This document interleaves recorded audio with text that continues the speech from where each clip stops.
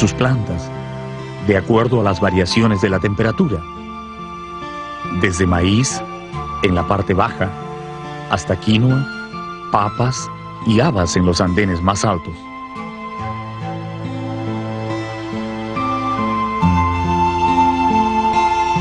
No dejaron ni un solo cerro sin cultivar, al punto que convirtieron al valle en un inmenso depósito de alimentos para su pueblo, especialmente de maíz, que fue su producto más logrado.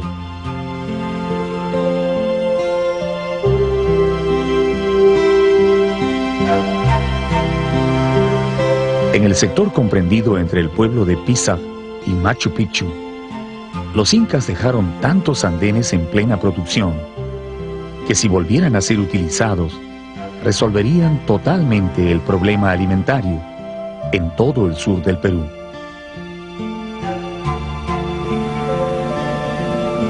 Pero aun cuando la tierra era increíblemente fértil, fue necesario trabajar muy duro para hacerla producir.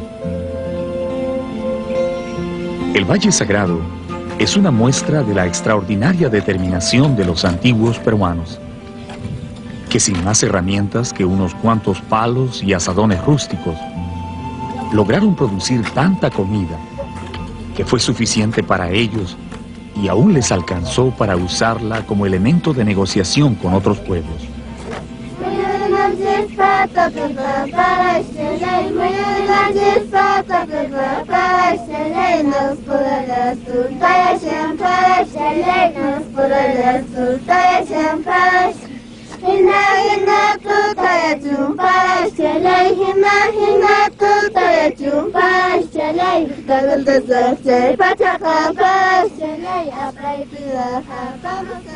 Pisac es una palabra quechua que no tiene traducción en castellano. Algunos creen que quiere decir perdiz, pero su verdadero significado se quedó perdido en el tiempo. Hay dos Pisac en el Valle Sagrado. Uno está situado en la parte más alta de los cerros, arriba de los andenes, y el otro queda en el valle, a las orillas del río Vilcanota. El primero es el pueblo que fue construido hace más de 500 años por los incas, para administrar y controlar toda la producción de la zona. El de abajo es una reducción que surgió durante la colonia por orden del virrey Toledo, que se propuso reunir a todos los indios del valle en un solo lugar para explotar mejor su trabajo. El Pisac antiguo es un verdadero portento de tecnología agrícola. Basta una sola mirada para imaginar el tiempo y esfuerzo que les debe haber tomado a los antiguos construir esta inacabable sucesión de andenes que contornan los cerros.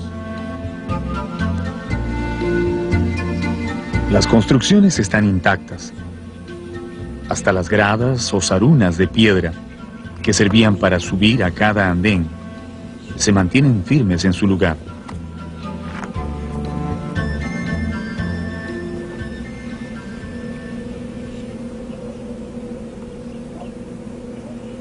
El sector de viviendas ocupa buena parte de la montaña que domina todo el conjunto.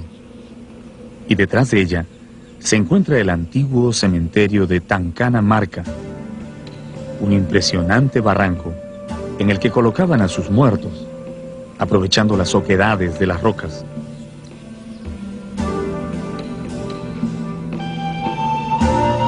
Como todo centro de producción agrícola, Pisac tenía sus graneros o colcas, donde guardaban las cosechas antes de distribuirlas a los pueblos del Cusco. Estos depósitos están situados estratégicamente en los flancos de los cerros, donde el viento sopla día y noche, lo que garantizaba una buena conservación de los productos. Y por si hubiera alguien que intentara acercarse a robar en las colcas, los agricultores tenían instalados varios torreones de vigilancia, con gente armada que miraba desde las alturas, cuidando el producto de su trabajo.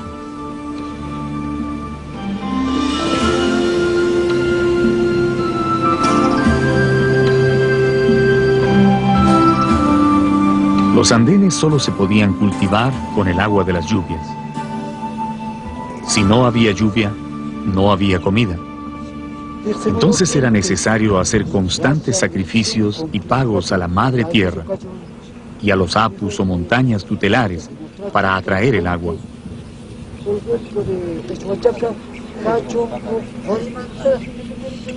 Al pasar por esta portada, que se conoce como Amaru Punku, o Puerta de la Serpiente, se ingresa en el sector religioso de Pisaj. Se trata de un impresionante conjunto de salones, cuartos y pequeñas plazas construidos con bloque de roca arenisca, asentados y pulidos con extraordinaria maestría. Aquí se reunían los sacerdotes para ofrecer sus sacrificios durante todo el año, pidiendo el milagro de la lluvia para sus tierras. De ellos dependía la vida en el valle. Si algún año se desataba la sequía, los sacerdotes podían ser sancionados severamente por no haber logrado ganar el favor de los dioses. El lugar más sagrado de Pisaj era el Templo del Sol, donde estaba situado el Intihuatana, una roca cuidadosamente orientada al este, en la que calculaban el movimiento del Sol en el espacio para dirigir los ciclos de siembras y cosechas.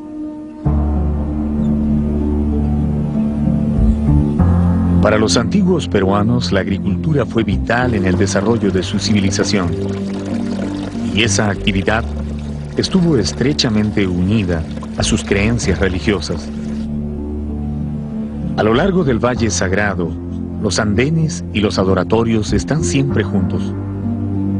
Los hombres ponían el trabajo, pero eran los dioses quienes decidían si la tierra daría sus frutos.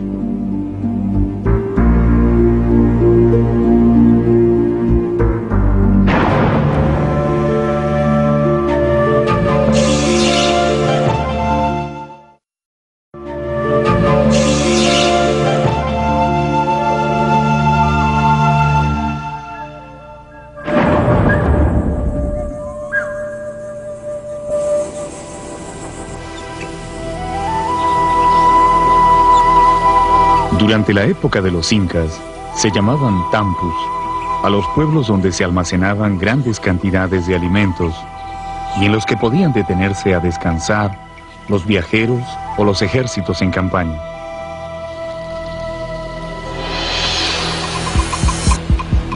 Dicen que en ese tiempo, ninguna persona viajaba por placer o por negocios propios. Los que recorrían los caminos del imperio lo hacían casi siempre por orden de sus curacas o del mismo Inca, para atender asuntos del Estado.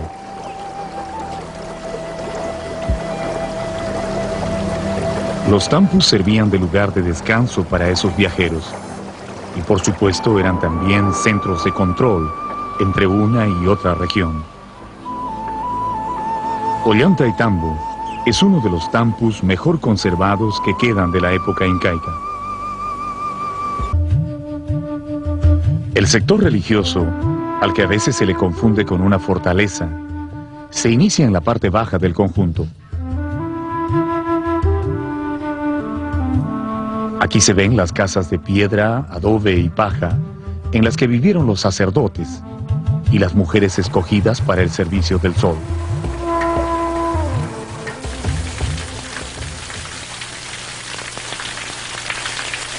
Es un lugar muy apacible, adornado con numerosas fuentes rituales que en su tiempo deben haber servido para las ceremonias del culto al agua.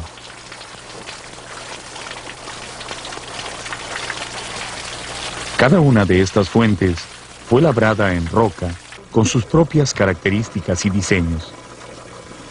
Pero sin duda la más hermosa es la que se conoce como la Fuente de la Ñusta, hecha de una sola roca y decorada con la forma de una portada.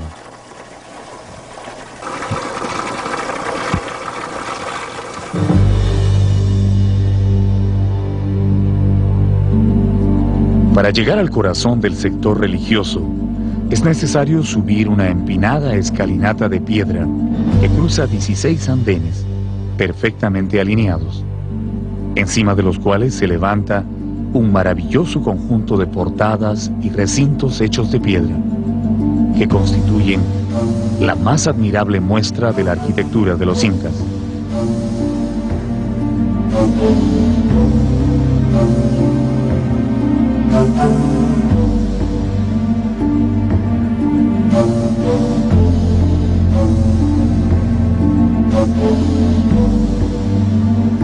Una monumental pared de 20 metros de longitud, adornada con 10 hornacinas, marca el ingreso al lugar más sagrado de Ollantaytambo. Estamos ingresando al sector de la denominada 10 Ventanas. Es una zona muy importante dentro de Ollantaytambo y presenta estas hornacinas de forma trapezoidal muy fina y bellamente trabajadas. Este trabajo indudablemente corresponde a los realizados en la época inca, probablemente en la época que corresponde a Pachacútec. Cada una de estas hornacinas corresponderían a lo que viene a ser justamente sectores donde se haya podido colocar algunas ofrendas de los visitantes o de las personas que iban a ingresar a este sector sagrado.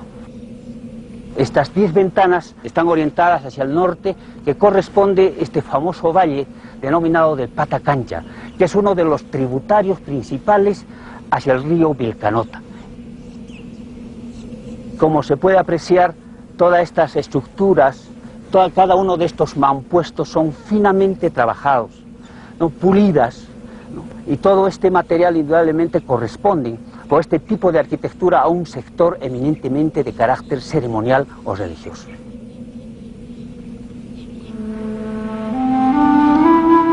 En este muro resaltan unas extrañas protuberancias cuya función nunca se ha podido explicar con claridad. Algunos creen que fueron las muestras que dejaron los picapedreros para señalar todo el trabajo que debieron realizar al pulir las piedras. Pero otros consideran que son más bien los puntos de apoyo donde amarraban las sogas para jalarlas y acomodarlas en su lugar.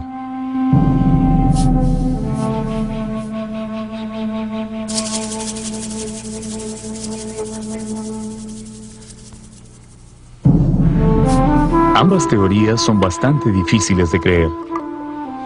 La verdadera función de estas protuberancias, que además solo se ven en algunas rocas, es un secreto que se llevaron a la tumba los arquitectos de Ollantaytambo.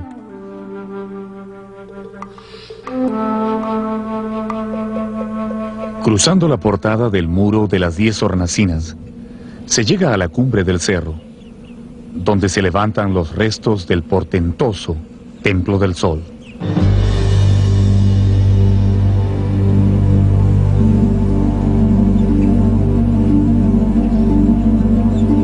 Aquí, los adjetivos son insuficientes para describir la obra de los antiguos peruanos. Solamente una gran fuerza de voluntad y una devoción absoluta a sus dioses pudo llevarlos a tallar estos formidables lienzos de piedra, con los que quisieron honrar al supremo Inti, el Padre Sol.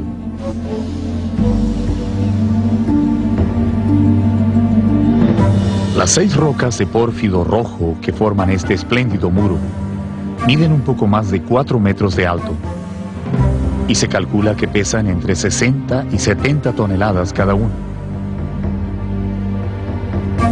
Después de colocarlas en su lugar, los arquitectos las aseguraron con listones de piedra, tan bien ajustados que no se han movido 1 milímetro en 4 siglos.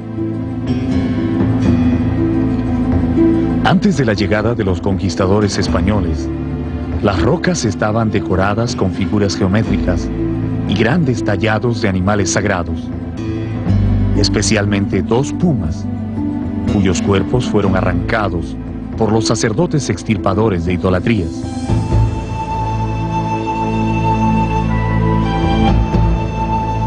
Se afirma que este templo aún no había terminado de construirse cuando llegaron los invasores europeos. Alrededor del muro principal se pueden ver muchas rocas ya cortadas y pulidas, esperando ser ubicadas en su posición final.